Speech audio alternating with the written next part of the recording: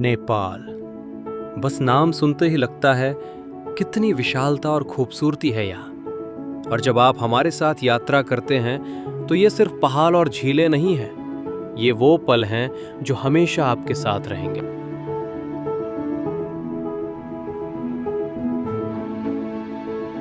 पोखरा यह कुछ अलग है। झीलें शांत हैं, पहाड़ बड़े और गर्व से खड़े हैं और आप बस ठहर कर निहारते रहना चाहते हैं। झील किनारे टहले, सूरज के रंगों को पानी पर खेलते हुए देखें और महसूस करें कि ये शहर आपको अपने में समेट लेता है।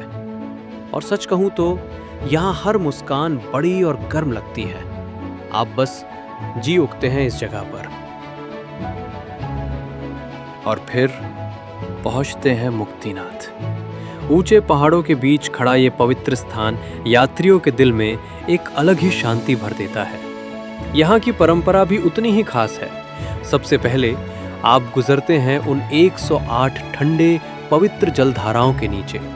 ठंडी बूंदें जैसे शरीर ही नहीं, मन को भी साफ कर देती हैं। हर जलधारा एक नई ताजगी, एक नई शुरुआत सी लगती है। इसके बाद आता है पाप कुंड। लोग यहाँ कुछ पल रुकते हैं, जैसे अपने मन की भारी बातें, पुरानी चिंताएं, थकान इस पानी में छोड़ देने का एक प्रतीक हो। मान्यता है कि यहाँ स्नान कर मन के बोझ हल्के हो जाते हैं। और फिर कदम बढ़ते हैं पुण्य कुंड की ओर। यहाँ का पानी शांत है और लोग इसे अच्छे कर्म, साफ नीयत और जीवन की नई शुरुआत का प्रतीक मानते हैं। पाप कुंड से छोड़ना और पुण्य कुंड से अपनाना, यही मुक्तिनाथ की आध्यात्मिक यात्रा है। और इस सब के बीच हवा में लहराते प्रार्थना ध्वज, मंदिर की शांति और हिमालय की उपस्थिति आपको भीतर तक छू जाती है। मुक्तिनाथ केवल दर्शन नहीं देता, ये आपको भीतर से हल्का कर देता है।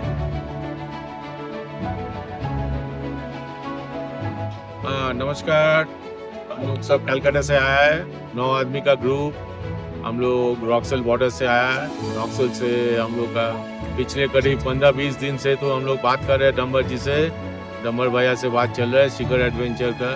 बहुत देर तक हम लोग का बात चला। उसके बाद हम लोग कंफर्म किया मुक्तिनाथ, जॉनसन और आगे ABC भी हम लोग को चलना है, जो ऑस्ट्रेलियन बेस कैंप गांधुक तक। बहुत अच्छा लग रहा है अभी तक हम लोग का सफ़र जो रहा है, ठीक है ना। वेरी नाइस हॉस्पिटैलिटी डम्बर भैया का, ठीक है। हम लोग अच्छे जगह पे रुका है। कल रात हम लोग, पहला दिन हम रुका था पोखरा में, फिर कल रात हम लोग रुका था मार्फा में। आज हम लोग चल रहे हैं मुक्तिनाथ में। मुक्तिनाथ से फिर वापस देख के कागबेनी देख के फिर रुकेंगे मार्फा में। वहाँ से आगे चलेंगे गांधुक से ऑस्ट्रेलियन बेस कैंप होके फिर पोखरा से साइट सीइंग करके फिर हम लोग चलेंगे वापस कलकत्ता। Very nice to. आप लोग सब जान कर सकते हैं। डम्बर जी का नंबर हम लोग को मिल जाएगा वीडियो का नीचे, ठीक है। Thank you for everything. फिर पहुंचते हैं घांद्रुक, एक ऐसा गांव जो मानो बस आपका इंतजार कर रहा हो। छोटे रास्ते, लेकिन हर तरफ जिंदगी की चमक। लोग आपको पुराने दोस्तों की तरह स्वागत करते हैं। उनका खाना चखें, उनकी कहानियां सुनें और कुछ पल के लिए आप यहाँ का हिस्सा महसूस करें। जिंदगी सरल है, लेकिन इस सरलता में जादू है। आप यादों को अपने दिल में संजो कर जाते हैं, सिर्फ कैमरे में नहीं।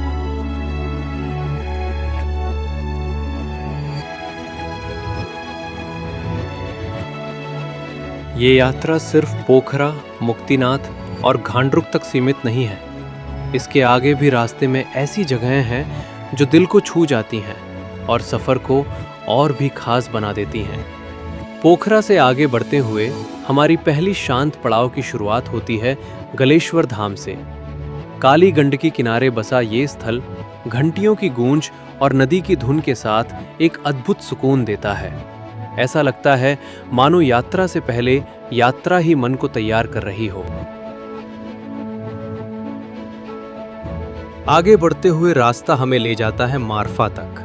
सफेद पत्थर की गलियां, सेब की खुशबू और शांत सुंदर घर।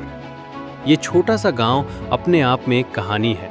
यहाँ की सादगी, यहाँ की मुस्कानें और यहाँ की संस्कृति यात्रा को एक खूबसूरत गर्माहट देती है। और फिर आता है कागबेनी, जहां समय जैसे थम जाता है। प्राचीन मठ, रिवायती पत्थर की इमारतें, हवा में उड़ते प्रार्थना के झंडे, हर कदम पर ऐसा महसूस होता है कि आप सदियों पुराने इतिहास में चल रहे हों। यहाँ की मान्यताएं, यहाँ की परंपराएं आज भी उसी श्रद्धा से निभाई जाती हैं जैसे पीढ़ियों से होती आई हैं। थोड़ी दूरी पर एक और अद्भुत स्थान आपका इंतजार करता है। नीले आईने जैसी धूंबा झील, पहाड़ों की परछाइयाँ, चारों ओर की शांति और झील की पवित्रता, ये पल दिल में बस जाने वाला होता है। यहाँ खड़े होकर मन खुद ही शांत हो जाता है, जैसे प्रकृति आपको अपनी बाहों में भर रही हो। वापसी में पोखरा फिर से आपका स्वागत करता है। फेवा झील के किनारे बैठकर यात्रा को याद करना, वो हवा, वो पानी, वो शांति, सब मिलकर एक खूबसूरत समापन जैसा लगता है।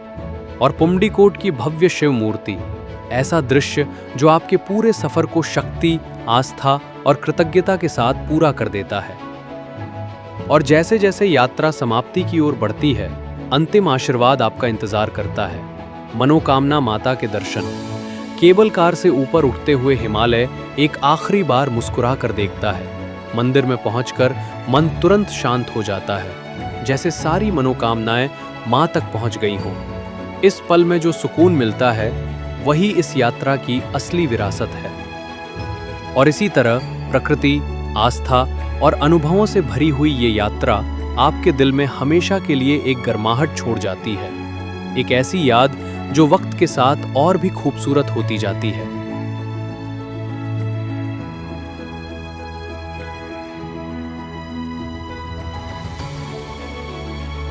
और अगर आप काठमांडू के रास्ते हमारे साथ जुड़ते हैं, तो यात्रा की शुरुआत ही एक शुभ आशीर्वाद से होती है। सबसे पहले पशुपतिनाथ मंदिर, बागमती के किनारे स्थित ये प्राचीन शिवधाम ऐसी अनुभूति देता है जैसे पूरी यात्रा के लिए एक दिव्य मार्ग खुल रहा हो। धूप की महक, मंत्रों की गूंज और श्रद्धालुओं की आस्था, सब मिलकर भीतर एक अलग ही ऊर्जा जगा देते हैं। यही ऊर्जा इस सफर का पहला उपहार बनती है। इसके बाद हम पहुंचते हैं गुह्येश्वरी मंदिर, जहां शक्ति का गहरा अनुभव मन में आदर और समर्पण दोनों भर देता है।